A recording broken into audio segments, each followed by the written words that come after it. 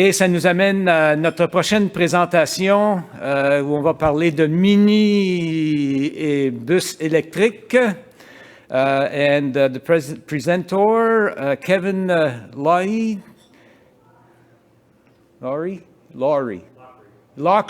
excusez-moi, I apologize. Kevin Loughery, Senior Manager for the Transit and the Transit Fleet of the City of St. John. Welcome, bienvenue.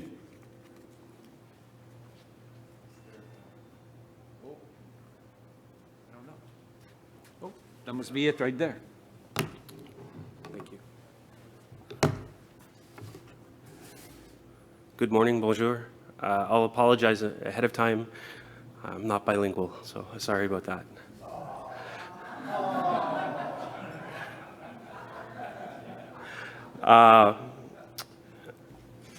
So I'm the Senior Manager of Transit and Fleet for the City of St. John.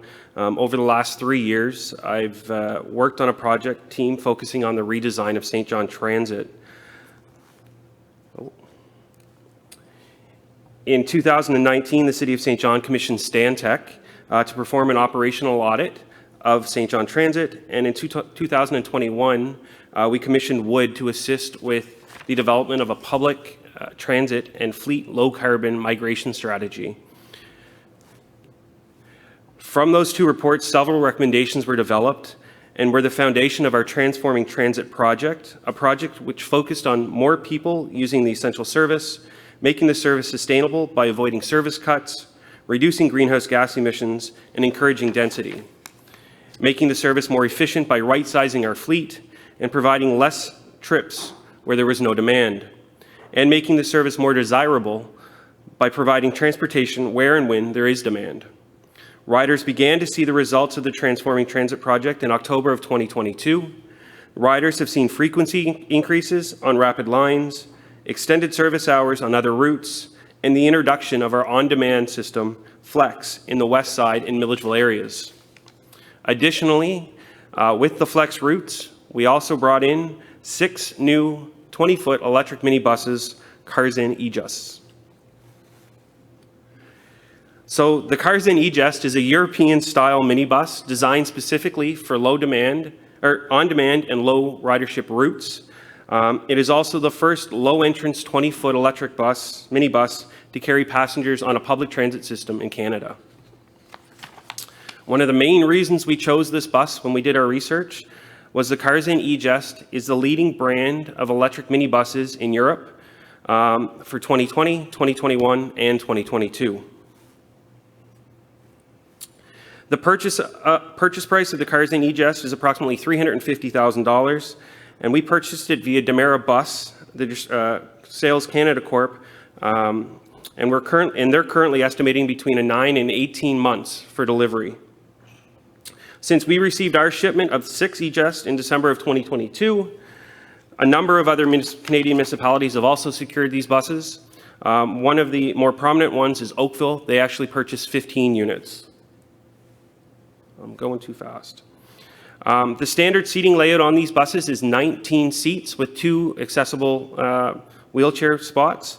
The E-Just is equipped with a BMW electric motor producing 170 horsepower and 290 Newton meters of torque with either a 44 or an 88 kilowatt hour battery, again made possible by BMW. The range on the E-Just is up to 210 kilometers. This also is thanks to the regenerative braking system, which is provided by the BMW electric motor.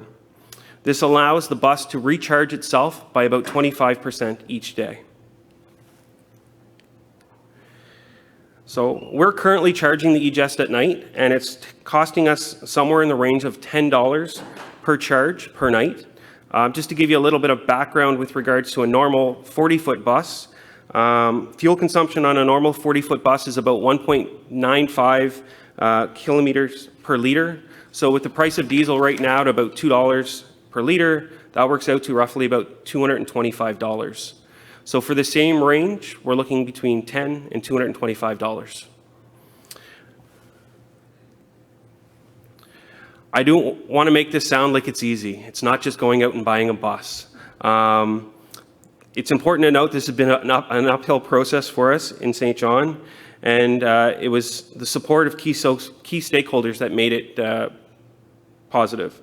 We've discovered through our early move to electrification, it's not as easy as many believe, and we quickly learned you do not know what you do not know. Some other key takeaways that we've learned. Being first has many hurdles. It's required a lot of time, a lot of research, and a lot of energy to get these buses onto the road. Simple things like the viscosity of the antifreeze fluid is different in Europe than it is in Canada. So it sent off all of the sensors on the bus.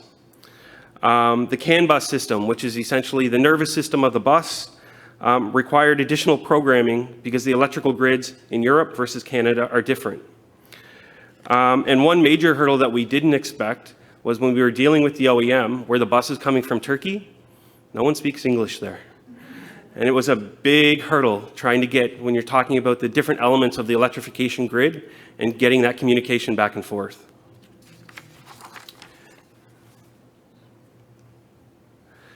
One of the other very important things to note when you're looking at transitioning into this, it's not just purchasing a bus, as I said earlier. There's a significant amount of infrastructure that's required, and it requires a significant amount of upfront planning with both your consultants, your suppliers, and your power utility.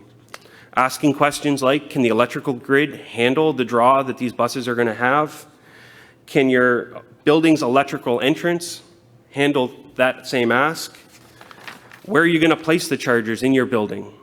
One of the things that we quickly learned, our electrical entrance at St. John Transit is at one end of the building, and where we plan to place the buses is at the other end of the building. Significant increased cost when you're looking at where you're going to place that infrastructure. The other thing was timelines.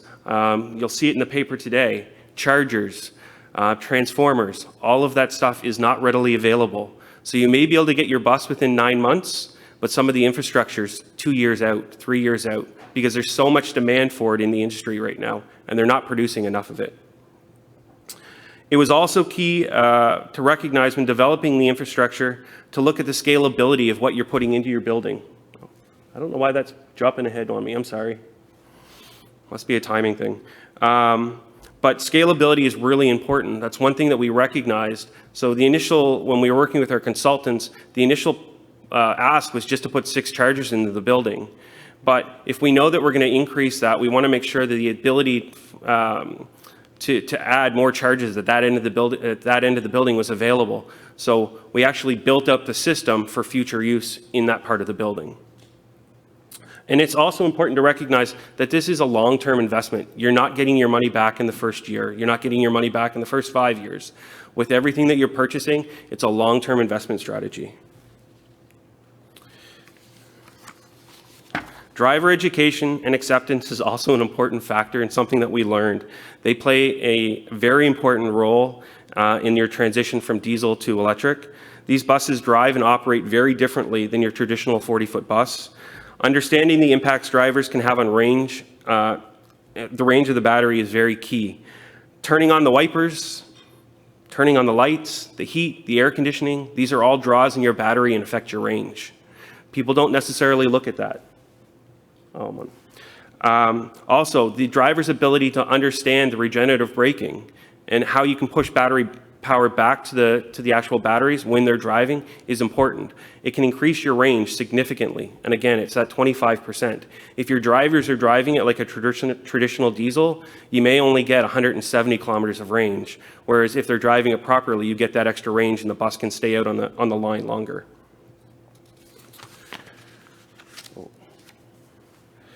Even though the diesel and electric vehicles look similar, they're very different when it comes to performing maintenance. And especially when it comes to safety. These buses have significant batteries in them, and the high voltage training is an important factor to consider when you're accepting these vehicles.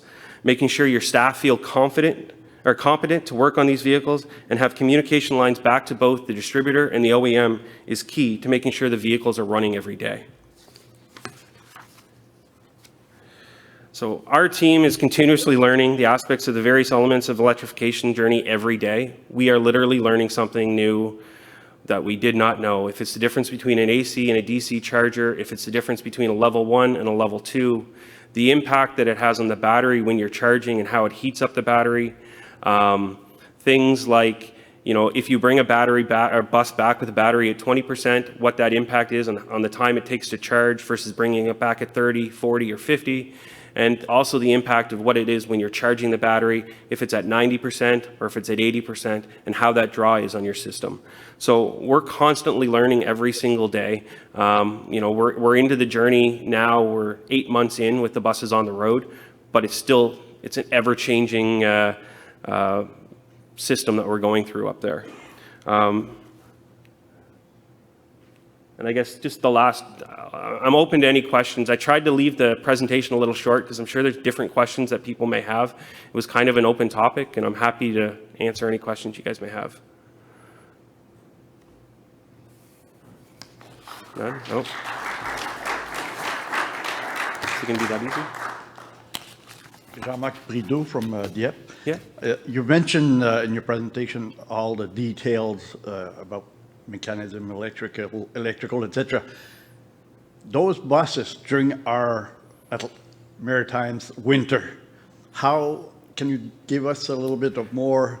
Yeah. What's the use, or how is it working? Because you need heats, you need wipers, you got the batteries and all that stuff. Yeah. So one of the things, we're running a pilot in St. John. So we have a 12-month period that we're looking at, and we received the buses in December and we put them onto the road in January. One of the things that we quickly realized is, a maritime winter is very different than a European winter and things like that. So we've had to make different alterations to the buses since they've been here. We quickly learned that the electric heat draw on the bus was very significant, and it was taking the battery down significantly quicker than what the European stated averages were. So we've actually had a auxiliary heater put on to the bus, and it's a diesel heater. So it's not 100% zero emission, but when you look at Nova Bus or any of the other manufacturers in Canada, all of the electric buses have an auxiliary heater on them. But again, Tarzan had never had one put on. So we were the test pilot for putting an auxiliary heater onto the bus.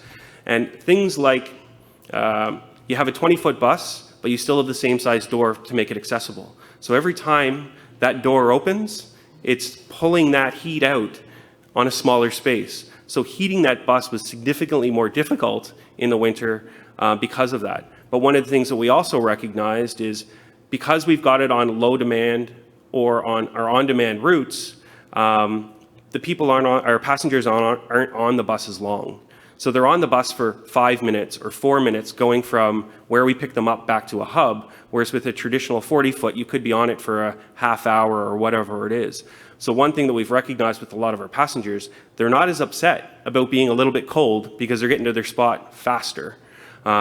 Now, the handling of the bus and things like that has been actually a really good surprise for us. The drivers are very happy with the level from the ground to the bottom of the chassis. And one of the things that they've recognized, and I kind of spoke to it, is the bus has quite a bit of torque. So they're not getting stuck in locations where they would have traditionally got stuck with the 40-foot bus going up a steep hill and things like that. So we've actually had a lot of drivers that were on 40-foot buses that are now almost fighting to get the driving routes when we do shift picks for the on-demand, just based on the driving of the bus. One of the other things that came back from us with regards to the buses was how quiet they are. So traditionally, our drivers wouldn't have been able to talk with the passengers and things like that because the diesel engine was so loud. But now with the electric engine, they're getting those communications back and forth with the passengers. And on the on-demand routes, they're picking up the same people for the most part every day. So they're now actually having that relationship with the drivers, which we see as a great thing from our Transforming Transit project, because it's getting that, that interaction that you want between our drivers and our riders. Is that kind of, yeah? Okay. Yeah. Hi, so the city of Hamilton is definitely miles or a million years away from getting a transit bus system electric on top of that, but I'm seriously curious about that.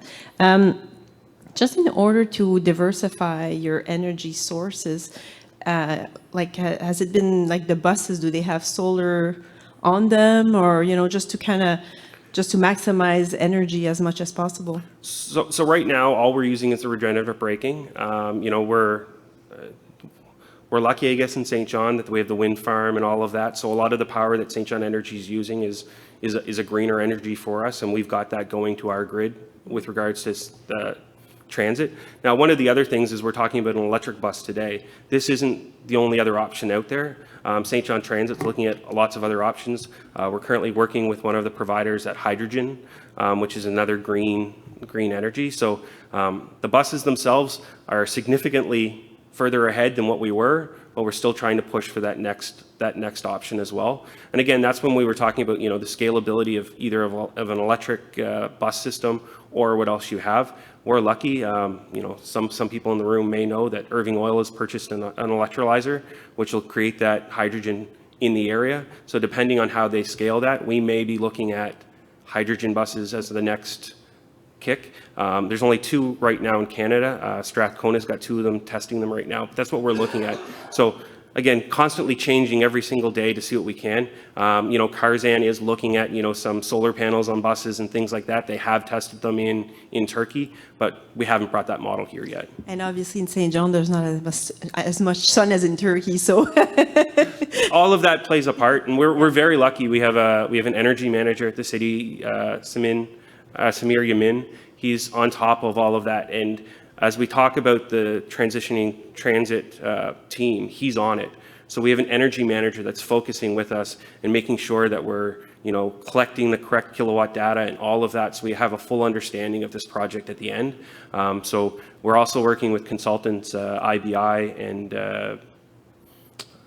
WSP, and they're helping us with all of that data to track to see where we actually end up. So every single day when a bus comes back, we're taking that charge information, working it all through. We also have onboard diagnostics with Tessium, which is a company out of Toronto, and that basically takes every little bit of information that you're getting off that bus through the OBD, and we're collecting that data as well. Thanks. Morning. I'm Greg Erickson, Deputy Mayor, City of Fredericton. First of all, congratulations for so bravely jumping into this space. Thank you. That's remarkable.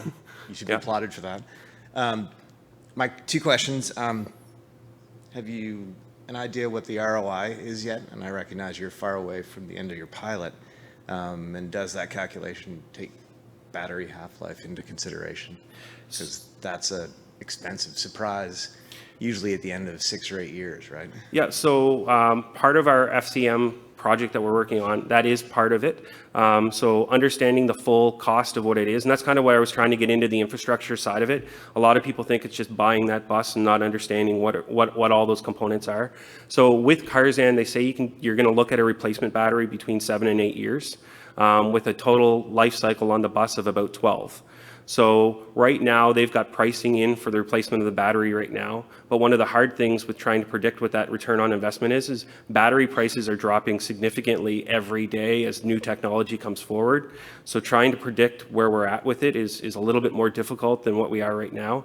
However, we are taking the current pricing into the overall cost of the return on investment. And it is hard right now because we don't have all of the data, and it is a pilot project right now, so we don't have definitive parts to the end of it yet. And that's the reason it is a pilot, because we want to know at the end if this is the right way for St. John to move forward from a transit perspective or not. Right now, the initial data is saying, yes, it's positive. But, you know, if you look at the diesel versus electric, and you have those 6 buses out, and if you're running them for 8 hours versus a traditional bus that you can get 16 hours on, you know, do you have to buy 2 electric buses to buy against the 1 diesel bus? What does that all look like? And those are all different calculations that we're taking into place and to develop that return on investment at the end. You know, the other things that people don't recognize is an electric bus will go through tires faster than a normal diesel bus. So you go through more sets of tires in an electric vehicle just because of the torque and off the start than when you're doing it than you do with a traditional diesel bus. So there's all these little things that we're taking into account that for the return on investment at the end, is it still cheaper? Now with a diesel or with an electric bus, there's significantly less components, right? So you're not having to replace all of those other components through the life cycle of that bus as well. So it's kind of apples to oranges right now, but we're trying to get it to apples, but we're not quite fully there yet. We're hoping to have that by the end of the pilot.